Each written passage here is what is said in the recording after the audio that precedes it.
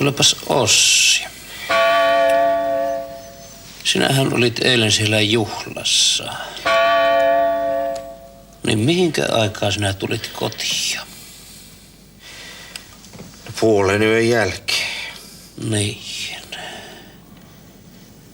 Ja vaimon kanssa tietysti tulit. No, vaimo jäi sinne vielä. Se piti niin tanssia, että mekko repesi. Niin. Ja mihinkä aikaa se Tenttilä tuli kotiin? 1:30 olin perillä. Niin. Ja mikäpäs kiire sitä nyt poikamiehellä? Vielä kun pyörällä ajelee.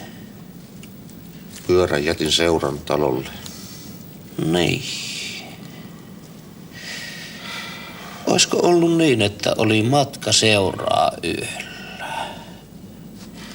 Kenelläpäs sitä meillä suuntaan? Niin.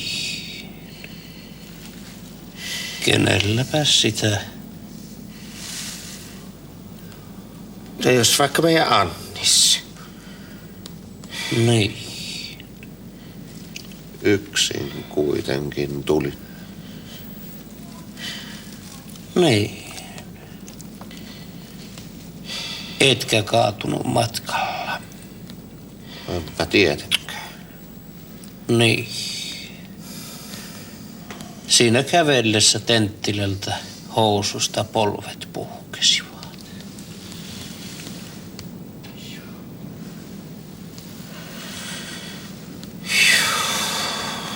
Olivat puhki entuudestaan. Niin. Eivät olleet silloin, kun minä puolen yön aikaa läksin. Niin. Ei kun Pentele. Niinhän se olikin, että orapihla ja aitaan takertuivat. Niin. Ja Annikselta mekko ratkesi Tanssiessa. tanssiessa. Vaatteita rikkova yö. Oli.